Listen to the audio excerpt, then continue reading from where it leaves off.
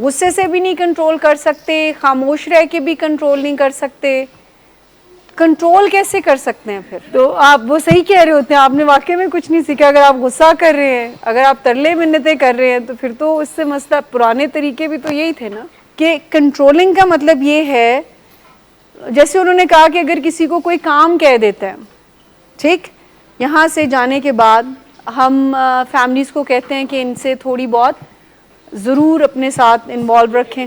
Controlling का मतलब ये है कि फिर आप हर हरबा इस्तेमाल करके वही करवाएं जो आप समझते हैं कि करवाना चाहते हैं। जैसे फैमिली चाहती है कि यहाँ पर आए फॉलोअप्स पर, दे कैन नॉट कंट्रोल, ज़बरदस्ती नहीं कोई आपके साथ कर सकता, इन्फ्लुएंस ज़रूर कर सकते हैं नहीं, लेकिन कंट्रोलिंग का जो लफ्ज़ है ना, ये एक कोडिपेंडेंट बिहेवियर है, ये थेरेप्यूटिक फैमिली का करेक्टर ही नहीं है कि I want to control that, कि हम कंट्रोल कर लें इसके ऊपर। एक पेशेंट फैमिली को टफ टाइम देता है, मिसाल के तौर पर वो कहता है मुझे बाहर आने दें, आई विल सी यू, या मेरे इतने दिन नहीं इतने दिन कर दे, और फैमिली आगे से उसको हैंडल करती है, कहती नहीं आपके जो भी डिसाइडेड डेज हैं आप उन्हीं डेज पे जाएंगे। वो कहते हैं अच्छा अगर आपने मेरी बात ना मानी तो फिर ऐसे फिर वैसे, फैमिली फिर भी कहती है कि नहीं इलाज हमने कंप्लीट करवाना है। तो फैमिली का भी दिल थोड़ा सा बुरा हुआ और पेशेंट का भी दिल थोड़ा ख़राब हुआ। Is it the therapeutic meeting? The answer is yes, कि जब आप अपनी बात कह दें जो कि थेरेप्यूटिक है, और ऑल्दो वैसे रिजल्ट्स नहीं मिल रहे, पेशेंट खुशी से नहीं आपको देख रहा, वो नाराज़गी से देख रहा है आपको, आपके दिल पे भी थोड़ा सा आता है कि अच्छा ज़्यादा तो नहीं कह दिया, बेचारा सोचता रहेगा, ये नहीं आता, लेकिन आप एक मुश्किल बात उस टाइम पे कह देते हैं कि लोग आपका इलाज सबसे प्रायोरिटी पर है, तो हमने वो कंप्लीट करवाना। वो कहते हैं फिर आपको मैं वैसा नहीं मिलूंगा, I will be the change person.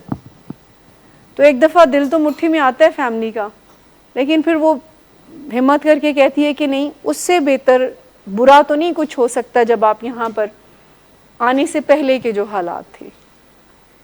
तो आप अपनी बात कॉन्फिडेंस से कह देते हैं, लेकिन मज़ा नहीं आया, ना फैमिली को खुशी हुई ना पेशेंट को, but it is a therapeutic meeting, कि जब आप एक मुश्किल बंदे से मुश्किल बात कर रहे हैं और सही बात कर रहे हैं, आपको प्लीजिंग की ज़रूरत नहीं पड़ी कि अच्छा चलो इसको थोड़ी देर के लिए कह देते हैं, इसका मूड ना ख़राब हो जाए, चलो जो ये कह रहा है फ़िलहाल मान लेते हैं, बाद में फिर सोचदा ना रहे। तो ये बात आप नहीं करते हैं, आप जो सही बात है वो कह देते हैं, आपने नाराज़ नहीं होना। द टूल इज़ कि इंटरवेंशन या मुदाखलत कहते किसको हैं, कि जब आप अपने लव्ड वन की लाइफ में जिसके साथ कुछ मसाइल हैं, ईदर ड्रग एडिक्शन के और मूड डिसऑर्डर्स या रवैयों की कुछ खराबियां हैं, किसी भी किस्म का कोई मसला है, तो आप उसमें मुदाखलत एज अ फैमिली कैसे करते हैं? आपको नज़र आ रहा है कि आपका लव्ड वन अपनी ज़िंदगी को बर्बाद करने वाले ट्रैक पर है। कल मेरी एक फैमिली से बात हो रही थी जिनका कि अभी लव्ड वन ट्रीटमेंट में नहीं है, तो it was a phone call. तो उस पर उनकी जो मदर थी वो रिपीटेटिवली मुझसे ये पूछ रही थी, वो मान नहीं रहा, ये मानेगा कैसे? एंड पॉली ड्रग यूज़र है पेशेंट, करंटली वो हेरोइन के काफ़ी क्राइसिस में है। तो मुझे बार बार वो ये पूछ रही थी कि वो आपकी बात ठीक है कि हम इलाज में उनका पूरा करवाएंगे और ये सारा, लेकिन हम उसको मनाएं कैसे? क्योंकि मानेगा तो वो ट्रीटमेंट में आएगा ना, अगर वो मानता ही नहीं है तो फिर नहीं। ये बात सबसे पहले तो मदर को समझने वाली है ना, पेशेंट को तो नहीं। अभी पेशेंट की तो मैंने उनको बार बार कहा कि आप पहले समझें, फैमिली समझे कि इस बीमारी में पेशेंट की रजामंदी हो नहीं सकती है, क्योंकि नशा उसके लिए बुरा नहीं है कि पेशेंट जिस लेंस से नशों को देख रहा होता है वो कोई उसकी बुराई नहीं है। वो पेशेंट को नशे जो है वो किसी मदद से कम नहीं लग रहे होते हैं, लेकिन पेशेंट के लिए वो कोई ख़राब चीज़ है भी नहीं। उसके लेंस नशों को देखते हैं कि ये मेरे दुख सुख का साथी है, ये मुझे इंजॉय करवाता है, इससे तो मैं बहुत कमाल का पेपर दे देता हूँ, मैंने सारे एग्ज़ाम्स में स्ट्रेट एज लिए हैं, हैश करके एक पेशेंट हमें ये बता रहे। सो मैं उनको बार बार ये कह रही थी कि पहले आपको समझने की ज़रूरत है। सो इंटरवेंशन कहाँ से शुरू होगा? पेरेंट्स से। फैमिली को समझने की ज़रूरत है कि अगर उन्होंने अपने लव्ड वन को इंटरवीन करना है, उसकी ज़िंदगी में मुदाखलत करनी है, तो वो बराए इस्लाह हो, यानी एक ऑलरेडी वो मसले में है, ऊपर से आप मुदाखलत ऐसे करें जो और मसाइल क्रिएट करे। और वो मसाइल क्रिएट करने वाली मुदाखलत कैसे है? गुस्सा करना। आप अपनी तरफ से उस मसले को हल ही कर रहे होते हैं ढेरों गुस्सा करके, धमकियाँ देकर, प्लीड करके, तरले मिन्नतें वास्ते देकर, तो आप ये भी इंटरवेंशन ही होता है फैमिली की तरफ से, बट बराए इस्लाह नहीं होता। इंटरवीन करने का मतलब है कि आप मुदाखलत कैसे करें। तो जब नशों के या ज़हनी अमराज या फिज़िकल इलनेसेस में भी इंटरवेंशंस होती हैं। आपका कोई एक लव्ड वन है और वो बीमार है और वो नहीं समझ रहा कि वो बीमार है, वो कहते हैं बस मुझे टच अपॉन डायबिटीज़ है, मुझे सिर्फ बॉर्डरलाइन है प्रॉब्लम, एज सच इतना कोई संजीदा मसला नहीं है। तो आप वेट करेंगे कि जब तक कि उनके कॉम्प्लिकेशंस नहीं आती तो हम उस वक्त तक इंटरवीन ना करें। बिल्कुल सही होगा। इससे पेशेंट को ये मैसेज जाएगा कि मेरी फैमिली इस बात को बहुत अच्छी तरह से समझ रही है कि उनकी ज़िंदगी में जो बदलाव है, तब्दीली है, वो फैमिली के चेंज होने से आनी है। And that's absolutely right. Patient को हम 400 दिन यहाँ पर रखें बट फैमिली अपने रवैयों को चेंज नहीं करती, we can not get the results. आप ब्राइब भी करते हैं, आप प्लीड भी करते हैं, इवन आप थ्रेट्स भी देते हैं, यानी आप धमकी भी देते हैं, आप तरले मिन्नतें भी करते हैं, आप कोई रिश्वतें भी लगाते हैं कि अच्छा तुम्हें बाहर भेज देंगे, तुम्हें गाड़ी ले देंगे, तुम्हारी शादी कर देंगे, ये कर देंगे, वो कर देंगे, नशा तुम छोड़ दो। आप हर तरीका try try try try all the time, आप किसी ट्राई में रहते हैं। किस वजह से? लेकिन कोई एक और बंदा है जो कि मोहल्ले में रहता है और उसके भी यही हालात हैं, उसके लिए वो ट्राई नहीं करते। एक जो एलिमेंट है वो एक लव है जो आपको आपके लव्ड वन की मदद कहते हैं करते रहे, चाहे सही कर रहे हैं या नहीं कर रहे, ये एक अलग बात है। लेकिन मोहब्बत की वजह से, लव की वजह से आप कभी उसके तरले करते हैं, कभी उसके पाँव पड़ते हैं, कभी उसकी मिन्नत समाजत करते हैं, कभी आप उसको धमकी देते हैं, कभी उसका बाजू मरोड़ते हैं, कभी कुछ करते हैं, कभी कुछ। लेकिन हिम्मत समहाउ ज़्यादातर फैमिलीज नहीं हारती, ठीक है ना, वो कुछ ना कुछ करती रहती हैं। तो वो एक मोहब्बत का जो एलिमेंट है वो एग्जिस्ट करता है। 2 दिन आप उसको उसके हाल पे छोड़ते हैं, कहते अच्छा चलो जाए, इसका कुछ नहीं हो सकता और अब मैंने नहीं पूछना। तीसरे दिन फिर आप सोच रहे होते हैं कि नहीं ऐसा नहीं हो सकता। So you can not do that. ये मोहब्बत का जो एलिमेंट है जो आपको थकाता नहीं है कभी भी, चाहे अभी मैं बात कर रही हूँ, चाहे आप सही इंटरवीन कर रहे हैं या नहीं कर रहे, इंटरवीन ज़रूर कर रहे हैं। जब आपका लव्ड वन ट्रीटमेंट में आ जाता है और एक सेकंड स्टेज में चला जाता है, फिर आप थक क्यों जाते हैं? एक इंटरवेंशन है जो कि जब कोई ट्रीटमेंट में आ गया, इनडोर्स में रहा, अब आउटडोर्स में है, और आउटडोर्स में फैमिली को कहा जाता है कि इनको आप फॉलोअप्स पे आपने लेकर आना है। लेकिन पेशेंट की फैमिली पेशेंट को कहती है कि जी चलें, पेशेंट कहता है अच्छा चलते हैं, फिर एक थोड़े दिनों बाद कहता है कि अच्छा अब ज़रूरत नहीं है। पेशेंट की फैमिली बार बार उनको कहती है, असर्टिवली हम एक्सपेक्ट करते हैं कि वो कहकर पोलाइटली अपनी बात, फिर एक साइड पे हो जाएं, कंट्रोल मत करें, तुल मत जाएं, फोर्स मत यूज़ करें, कहते रहें बस। लेकिन फैमिली थक जाती है मोस्टली। अब मैं बात कर रही हूँ आउटडोर्स में, तो वो थक क्यों जाती है? जो थकावट उनको पहले नहीं फील हो रही होती, जब वो नशे की बीमारी से रॉन्ग वे में लड़ रहे होते हैं, रातों को जाग जाग कर, कभी पाँव पकड़ कर, कभी कुछ करके। उस वक्त वो नहीं थकते, लेकिन फॉलोअप पे क्यों थक जाते हैं?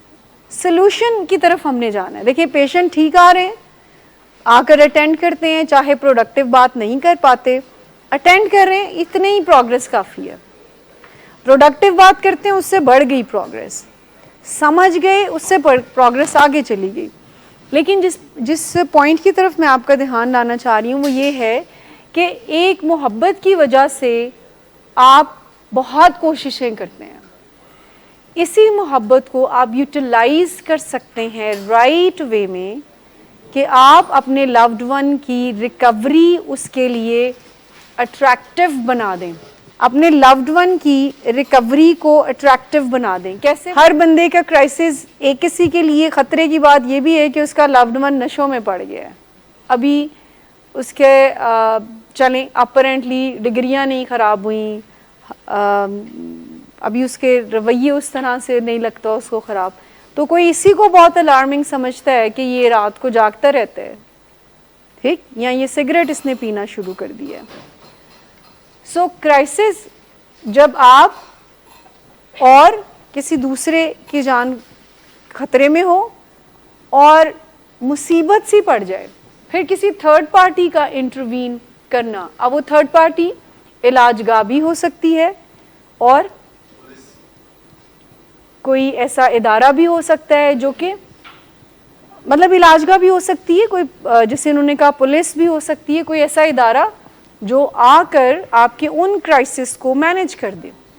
वही जो आपकी लाइफ, आपके रूल्स हैं कि आप एज एप्रोप्रिएट जिम्मेदारियां निभा रहे होते हैं, बिल्कुल नहीं निभा रहे होते हैं, लेकिन लाइफ के इस फैसले को करने का पेशेंट्स फिर कहते हैं कि ये हमारी जिम्मेदारी है। अच्छा, कहीं ना कहीं पर फैमिली यूज्ड टू हो जाती है उनकी बात को फॉलो करना, उनको कोई ख़राबी लग नहीं रही थी। हमारे पेशेंट कितने कॉन्फिडेंस से ये बात कर रहे होते हैं कि इतने मसाइल नहीं थे। अच्छा, फैमिली उनको बता रही होती थी आपकी हेल्थ जा रही थी, आप फलां कर रहे थे, आप ऐसे कर रहे थे। क्या पेशेंट कनेक्ट कर पाते हैं इस बात से? आपने पेशेंट से in my opinion many time बात की होती है, पेशेंट को बहुत दफ़ा कहा होता है अपने हालात ठीक कर लें, ये कर लें, वो करें, ये ना करें, वो ना करें, बट पेशेंट को चूँकि हालात इतने ख़राब लग नहीं रहे होते तो वो ठीक होके नहीं देते। फिर वन फाइन डे आप डिसाइड करते हैं कि अच्छा इसका अब इलाज शुरू करवाते हैं, इसका कंसेंट ना भी हो, चूँकि आपको इस हद तक क्राइसिस नज़र आ रहे होते हैं कि आपको लग रहा होता है कि वी आर लूजिंग हिम, तो आप कहते हैं कि अच्छा ये बात की बात, जैसे पेशेंट साइकोसिस में चला जाए या कोई और क्राइसिस आ जाए तो पेशेंट के कंसेंट का वेट तो नहीं करेंगे। तो आपने क्राइसिस इंटरवेंशन करवाया, किसी थर्ड पार्टी को इन्वॉल्व किया, विलिंग वेज को इन्वॉल्व किया और आपको टीम आकर लेके चली गई। अब हो गया इलाज इंडोर का शुरू, ठीक।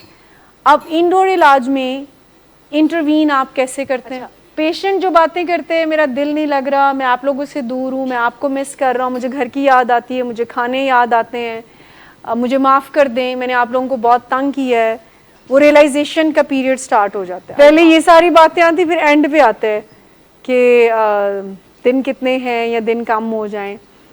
सो जब पेशेंट की तरफ से बात आती है तो फैमिली को भी इंटरवीन वहाँ पे भी करना है, मुदाखलत करनी है ना, तो राइट इंटरवेंशन फैमिली की तरफ से क्या होनी चाहिए? तो पेशेंट की एक बात शुरू होती है जो कि टोटली नॉन इश्यूज़ पे होती है, ठीक।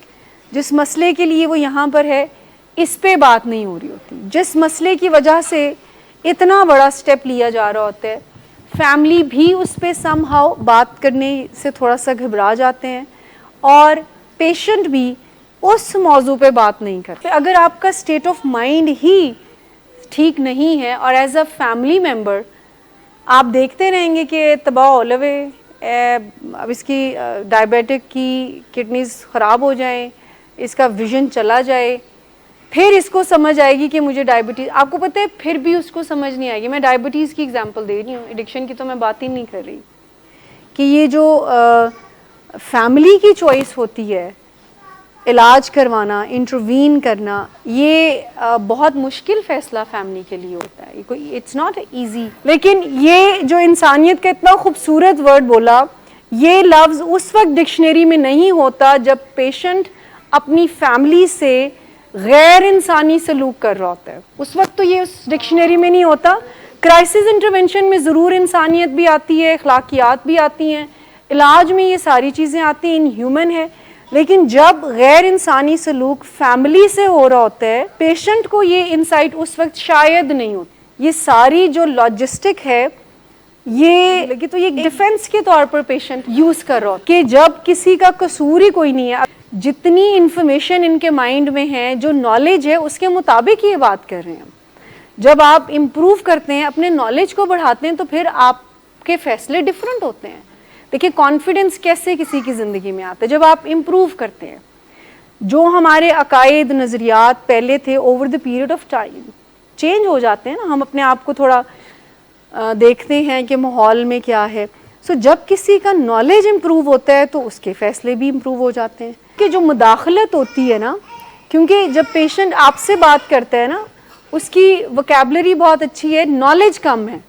अगर वो आर्ट से अपना नॉलेज बढ़ा लेना तो उसको बिल्कुल ये देखें, एहतिशाम की बात से पार्शली एग्री। अभी तक हमारे पास क्राइसिस इंटरवेंशन है, इससे खूबसूरत कोई स्किल आ जाएगी, इससे बेटर कोई आ जाएगी तो डेफिनेटली वो फॉलो करनी पड़ेगी। लेकिन बीमारी को हम अंडर एस्टिमेट नहीं कर सकते ना, कि बीमारी की जो आप समझते हैं अलामतों में से मेजर जो उसका एक हॉलमार्क है वो डिनाइल है। मरीज़ कभी भी नहीं मानेगा कि मेरे बुरे हालात हैं, और फैमिली काफ़ी अरसे तक देखती रहती है कि अच्छा अब ये प्रॉब्लम्स जो हैं वो कितनी बढ़ रही हैं आगे से। इससे अच्छा कोई तरीका वी रियली वांट के आए और आप भी हमें सजेस्ट करें। इसके अलावा कोई ऑप्शन, जो पेशेंट हमारे पास आ जाते हैं उनको क्राइसिस इंटरवेंशन नहीं किया जाता, कि जो इंटरवेंशन है, जो मुदाखलत है, वो डिफरेंट तरीक़ों से होती है। एक, आपने मुदाखलत की, इंटरवीन करवाया, क्राइसिस को मैनेज करवाया। अच्छा, बहुत सारी फैमिली क्राइसिस को नहीं करती इंटरवीन, वो एक फैमिली इंटरवेंशन के प्रोग्राम को चूज़ करती हैं। Crisis intervention one of the options.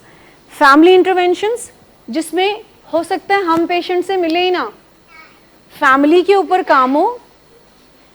आपको हैरत होएगी कि चूंकि आपके सामने केसेस ही क्राइसिस इंटरवेंशन के हैं, फैमिली इंटरवेंशन में we train the family confidential way में, कि फैमिली को ट्रेनिंग दी जाती है कि वो कैसे बिहेव करे और उनका लव्ड वन ट्रैक पर आ जाए। फैमिली के रवैयों में चेंज, फैमिली के नज़रियात में चेंज, फैमिली की डीलिंग में चेंज, कि पेशेंट की फैमिली पर काम किया जाता है। आपकी फैमिली कहती है कि जी पेशेंट साइकोसिस में है या पेशेंट के क्राइसिस हैं, तो हम उनको सजेस्ट करते हैं कि आप ये ऑप्शंस हैं जिनमें से क्राइसिस इंटरवेंशन एक ऑप्शन है। ठीक, फैमिली आती है और वो कहती है कि हमारे लव्ड वन के साथ मसाइल हैं, डिसफंक्शनल इतना ज़्यादा वो नहीं है, काम पे जाते हैं, ऑल्दो काम नहीं करता लेकिन काम पे जाता है, लेट जाता है, तो उसको इलाज की ज़रूरत है, बट क्राइसिस इंटरवेंशन हम सजेस्ट नहीं करते। ठीक, क्योंकि उसको या किसी दूसरे को नुकसान नहीं पहुंच रहा इतना ज़्यादा। फिर हम फैमिली इंटरवेंशन की एक सेशन स्टार्ट करते हैं कि फैमिली इंटरवेंशन में फैमिली के बिहेवियर्स पे काम किया जाता है। थ्रेट मत करें, कंट्रोल मत करें, पुशी मत हो, धमकियाँ, या ये सारे फैमिली के रवैयों को चेंज किया जाता है और उनको बताया जाता है कि आपने नशे के ऊपर बात कैसे करनी है। ये नहीं कहना है कि नशा छोड़ दो नहीं तो तुम्हें घर से निकाल देंगे। अपने ताल्लुक को मजबूत रखते हुए इलाज की तरफ उनको कैसे लेकर आना है। ठीक हो गया। सो फैमिली इंटरवेंशन में फैमिली के ऊपर काम करके, अब वो ग्रुप सेटिंग में हो, 1-to-1 हो, फैमिली रोल प्ले करती है अपने लव्ड वन के साथ और उसको अपने इंटरवेंशन से ट्रीटमेंट में लेकर आती है। ठीक, एक इंटरवेंशन का तरीका है जो स्ट्रक्चर्ड इंटरवेंशन कहते हैं। 1, क्राइसिस हमने बात कर ली, टीम बुलाया थर्ड पार्टी को। 2, हमने फैमिली की बात की, फैमिली के रवैये। अच्छा, जब कोई फैमिली आ जाती है तो तब उनके रवैयों पे भी काम हो रहा होता है। तीसरी, स्ट्रक्चर्ड इंटरवेंशन, जब पेशेंट पूरी दुनिया में स्ट्रक्चर्ड इंटरवेंशन जो है वो इंडोर से पहले होता है। टीम इंटरवेंशनिस्ट की फैमिली मेंबर्स को तैयार करती है, कोई ख़ास फॉर्मेट से वो लेटर लिखते हैं जो कि इमोशनली चार्ज वर्ड्स के साथ पेशेंट को एक ख़ास अंदाज से बताते हैं कि उनके नशे से पैदा होने वाले या उनकी प्रॉब्लम से पैदा होने वाले जो कॉन्सिक्वेंसेस आ रहे हैं वो क्या हैं, और वो पोलाइटली और इमोशनली चार्ज वर्ड्स के साथ कहते हैं कि जी यू नीड अ ट्रीटमेंट। और ओरिजिनल स्ट्रक्चर्ड इंटरवेंशन ये है, पहले ही ट्रीटमेंट सेंटर को इन्फॉर्म किया हुआ होता है, पेशेंट उस इंटरवेंशन की मदद से सबने अपना अपना लेटर, अब वो फैमिली ही डील कर रही है सारा, इंटरवेंशनिस्ट ने फैमिली के लेटर्स प्रिपेयर करवाए, उसको सारा बता दिया, कोई एक फैमिली मेंबर मॉडरेटर का रोल प्ले करेगा, कोई एक फैमिली मेंबर इन्फ्लुएंसर का, तो वो फैमिली मिलकर पेशेंट से एक राइट टाइम के ऊपर अपने लेटर्स शेयर करती है जब वो अंडर द इन्फ्लुएंस नहीं है। तो उस लेटर के इम्पैक्ट पे पेशेंट इलाज की तरफ माइल होता है और वो वॉलंटरली और वो चला जाता है इलाज पे। लेकिन ये जो स्ट्रक्चर्ड इंटरवेंशन हम इंडोर में करते हैं, जब आपको कहते हैं लेटर्स लिखें, इसका पर्पस प्योरली डिनाइल ब्रेक करने के लिए होता है। ये जो इंटरवेंशन लेटर्स आप लिखते हैं ये आपका पेशेंट का डिनाइल ब्रेक करने के लिए होता है, and at the same time family का भी। ये पेशेंट के अंदर इनसाइट डेवलप, क्योंकि उसमें जो लेटर्स आप लिखते हैं उस स्टेट में प्रेजेंट होता है कि जिसमें पेशेंट अभी इन्फ्लुएंस में नहीं होता, ताज़ा कोई ख़राबी नहीं होती है, बल्कि वो ठीक होने की बातें आपसे कर रहा होता है। फिर एक ख़ास फॉर्मेट से आपको कहा जाता है कि वो लेटर्स लिखें और एक ख़ास अंदाज से उसको प्रेजेंट करें, और वो लेटर पेशेंट के पास भी होते हैं और वो पेशेंट उसको पढ़ता है, फिर अपने फेलोज से शेयर करता है, देन शेम हीलिंग का प्रोसेस स्टार्ट होता है। बट प्योरली स्ट्रक्चर्ड इंटरवेंशन आपके पेशेंट की इंसाइट को डेवलप करने के लिए, क्योंकि उसको लग रहा है कि मसला था अब नहीं है, अब होगा नहीं, तो उनको बताया जाता है कि ये जो क्राइसिस हुए हैं नशों से, जिससे एज अ फैमिली मेम्बर मैंने बहुत सफ़र किया, मुझे बड़ी तकलीफ़ हुई। बहुत दफ़ा फैमिली कहते वैसे हम इसको बहुत बताते रहते हैं, लेकिन वो जो बताते हैं फैमिली पेशेंट रजिस्टर नहीं करता, क्योंकि वो एक जजमेंटल वे में बता रहे होते हैं। ये बताना जो है आप शुरू कहाँ से करते हैं कि आप कितने शानदार पर्सन हैं, और जब आपकी ज़िंदगी में नशे आए तो फिर क्या क्या हुआ, और एज योर फैमिली मेम्बर मैंने क्या सफ़र किया है, मेरी क्या कंडीशन हुई, और अब मैं आपसे क्या चाहती हूँ। तो आप एक मैसेज अपने लव्ड वन को दे देते हैं। शेम की वजह से ही पेशेंट्स की फैमिलीज इसको लिखने में हेजिटेट करती है, शेम की वजह से, क्योंकि उनको कहीं ना कहीं पर ये लगता है कि ये कोई नेगेटिव ना ले ले इस बात को। उनको लगता है कि कहीं हमारी एज अ पेरेंट या एज अ फैमिली मेम्बर ये एक साइन होएगा कि हमने उनको सही अपब्रिंगिंग नहीं की है। सो ये एक structured intervention for the denial breaking and patient की विल ट्रीटमेंट में लाना। जब पेशेंट क्राइसिस इंटरवेंशन से आया तो उसकी विल नहीं है, जो वो ट्रीटमेंट से चला भी जाता है तब भी उसकी विल नहीं होती। सो उसकी विल बनाने के लिए इंटरवेंशन प्रेजेंट किया, और उसके बाद उसकी शेम हीलिंग के लिए उसको कहा जाता है कि वो अपने फेलोज से शेयर करे, ताकि उसको ये क्लियर हो कि मैं और मेरी बीमार सेल्फ दो अलग अलग एंटिटीज़ हैं। आपकी बात बिल्कुल ठीक है, लेकिन ये जो हमारे इंडोर के पेशेंट्स हैं ये उस क्राइटेरिया को मीट ही नहीं करते। जैसे जब हम फैमिली को कहते हैं कि आप, जैसे मैंने आपसे शायद डॉक्टर साहब ने भी जिक्र किया कि we are dealing a teenager, और उनका इंडोर नहीं हुआ, वो क्रॉनिक एडिक्शन में है, वो अपने लिए खुद आई, फैमिली को उन्होंने कहा, और हमने उनकी फैमिली ने जब उनको ये न्यूज़ ब्रेक की उन्होंने कि I am into the addiction, तो उनके लिए बहुत फर्स्ट टाइम था ये, तो उनके लिए बहुत शॉकिंग बात थी।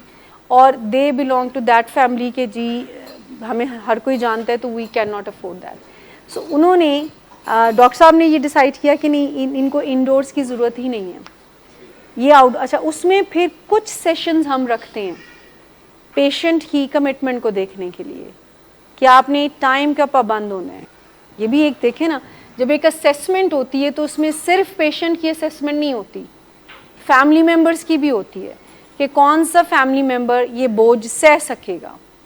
लेकिन वो जो बात आप कर रहे हैं, तो जब पेशेंट आ जाता है, अब हमें पता है कि denial is a part of the addiction, तो वो जिनके साथ हम काम कर रहे थे तो वो टाइम पे थे, ठीक, टाइम पे आते थे। अब होम डिटॉक्स हुआ उनका, सेशंस हुए आगे, अब आहिस्ता आहिस्ता पेशेंट को ये फील होना शुरू हो गया कि बस मैंने नहीं करनी, नाउ इट्स डिसाइडेड, अब मुझे और समझाने की ज़रूरत नहीं है।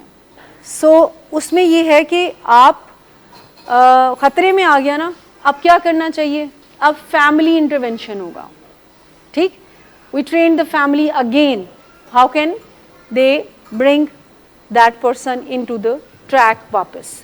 देखिए, ये जो क्राइसिस इंटरवेंशन का रिजेंटमेंट है, जो भी इन्होंने कहा कि बहुत मिसट्रस्ट क्रिएट हो जाता है, ये पेशेंट के करने वाला कोई काम है। पेशेंट इस मिसट्रस्ट को अगर पानी देता रहेगा कि मेरे नाल बड़ा जुल्म होया, मुझे बहुत किया, तो ये ठीक नहीं होने का। अगर वो अपना नॉलेज इम्प्रूव करता है कि मेरी फैमिली को ये ज़रूरत क्यों पेश आई है और मेरी जो कंडीशन थी, क्या इसका कोई और सलूशन था, बहस बराए बहस की बजाय एक इंटेलेक्चुअल वे में इसको समझने की कोशिश करे, तो उसको समझ आ जाती है कि मेरी ज़िंदगी में मेरी जान को से ही ख़तरा है, तो मुझे सेफ करना चाहिए। लेकिन चूंकि ज़्यादा बात इस बारे में होती है कि ये नाइंसाफ़ी है, ये मिसट्रस्ट क्रिएट हो गया, लेकिन ये बात जब पेशेंट बार बार अपनी फैमिली को कहता है कि जी मैं ट्रस्ट या हम पे वो नहीं करते, सो ये एक ट्रीटमेंट को डिट्रैक्ट करने वाली बात हो सकती है, इसको हम रिप्लेस करेंगे। लेकिन अभी तक यही तरीका है, तो या तो हम इस बारे में गिल्टी होकर फैमिली इलाज की बात ना करे, या इस बात को एक्सप्लेनेशन में मत लेके जाए कि हमने जो स्टेप लिया तो अब हम अकाउंटेबिलिटी दें पेशेंट को कि जी आपने ये स्टेप क्यों लिया।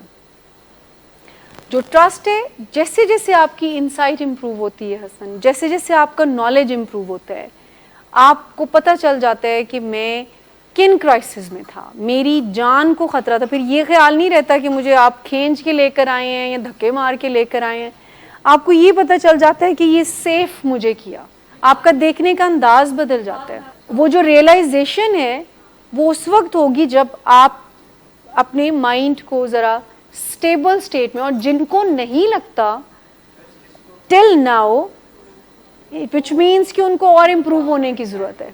देखिए, हमारे सोसाइटी में तो लीगल चीज़ों पे नहीं आता ना। हमारी सोसाइटी में तो अगर कोई अंडर द इन्फ्लुएंस ड्राइव कर रहा होता है, बाहर के मुल्कों में ऐसा है कि अगर कोई अंडर द इन्फ्लुएंस ड्राइव करेगा तो वो उसके थ्रू भी इलाज में आ सकता है, ठीक है ना। वहाँ पर ये भी तरीका है, वहाँ पर क्राइसिस इंटरवेंशन नहीं है, but there are so many ways कि जिससे पेशेंट ट्रीटमेंट में आ सकता है। हमारे यहाँ अगर अंडर द इन्फ्लुएंस कोई ड्राइव करता है तो process intervention, what I am trying to tell you, जो कि इस वक्त से शुरू होने वाला काम है।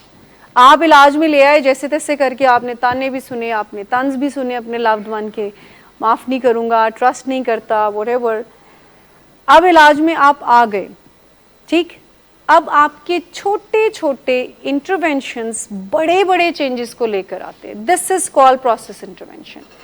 आपकी छोटी सी ना पेशेंट की ज़िंदगी में बड़ा चेंज ला सकती है।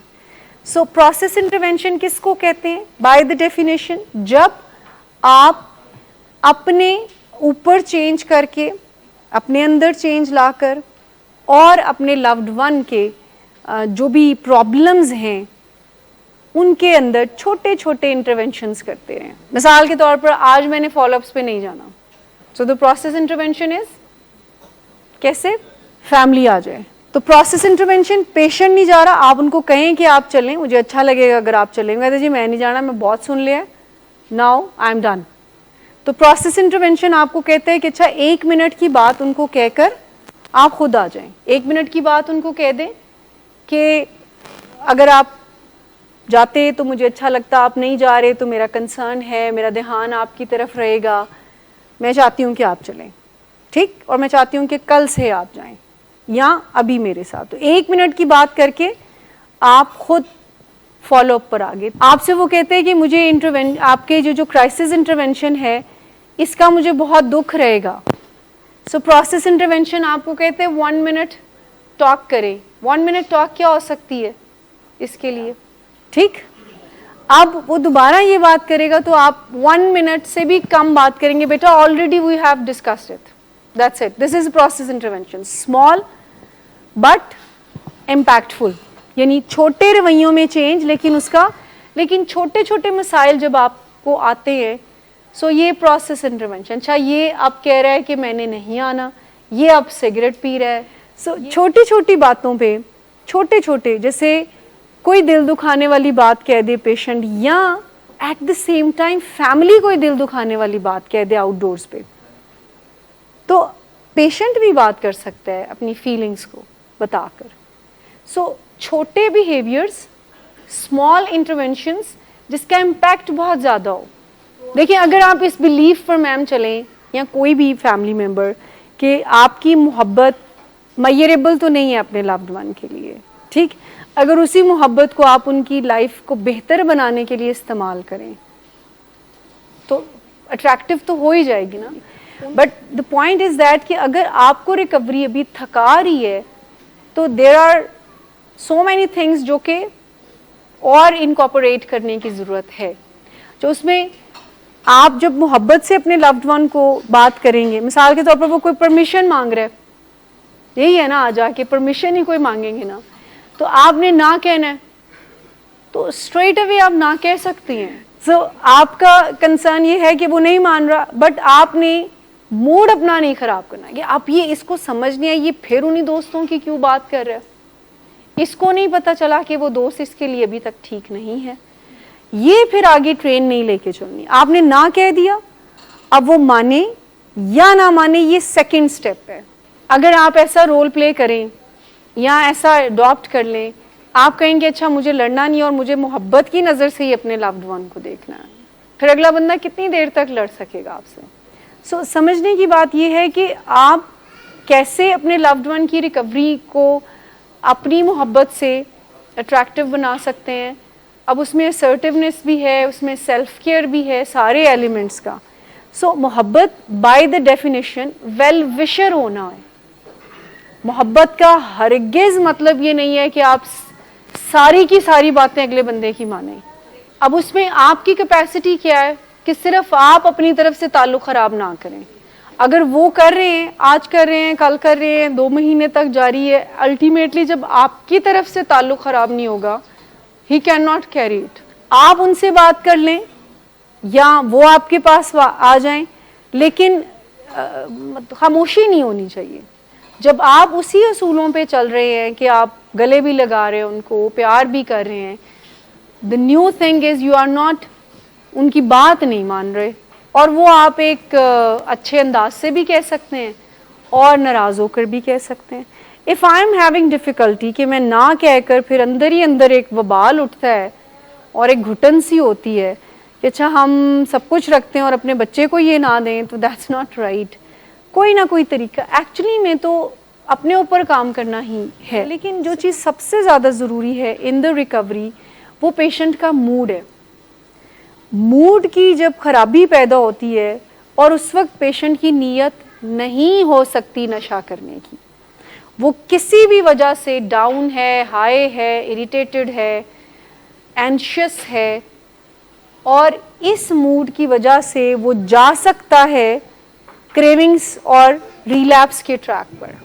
थोड़ा सा पेशेंट कॉन्फिडेंस भी फैमिली से चाहता है, क्योंकि अगर कोई पेशेंट फैमिली से इंडोर्स के बाद कहेगा कि मुझे सिगरेट की क्रेविंग्स हो रही हैं, तो फैमिली कह सकती है ना ये भी तेनू होंदी है, 100 दिन तो उत्थे ला के आए हैं, पैसे तुम पे लगाए हैं, ये हो सकती हैं और होती हैं।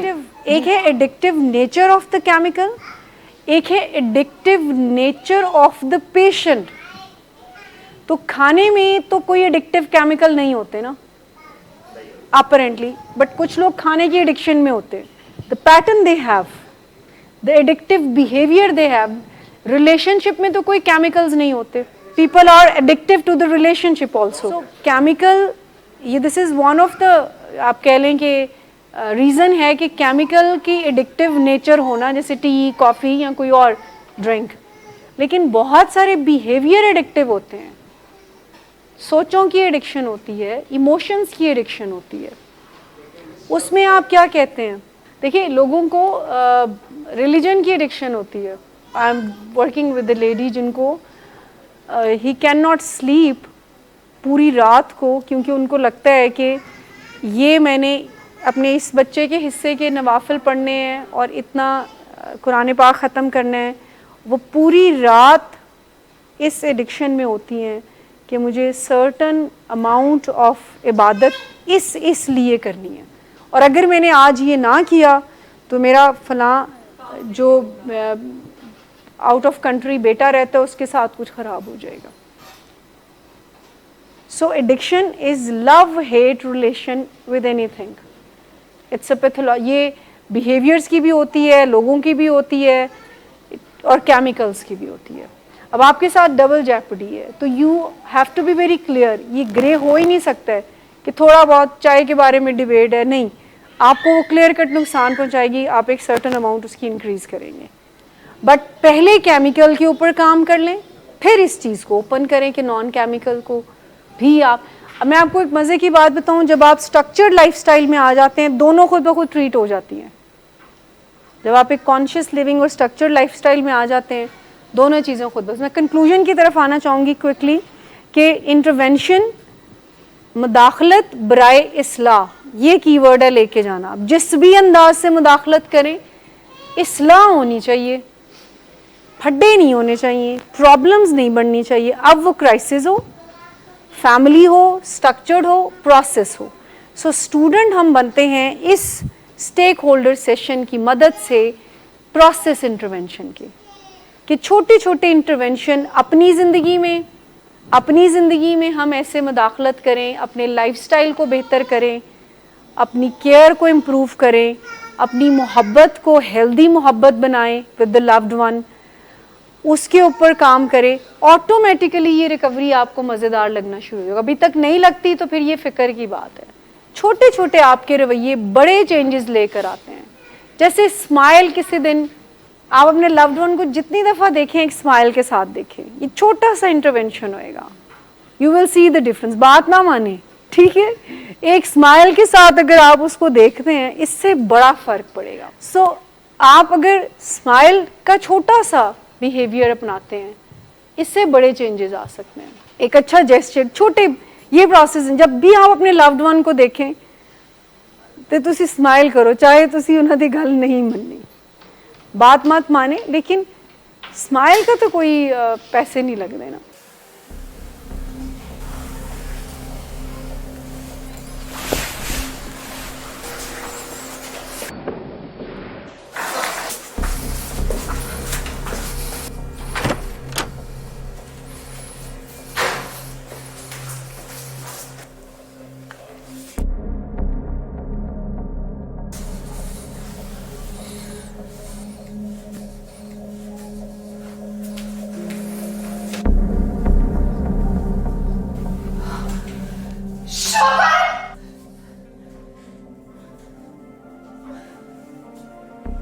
शराब नोशी की वजह किरदार की खराबी नहीं, मूड की खराबी है।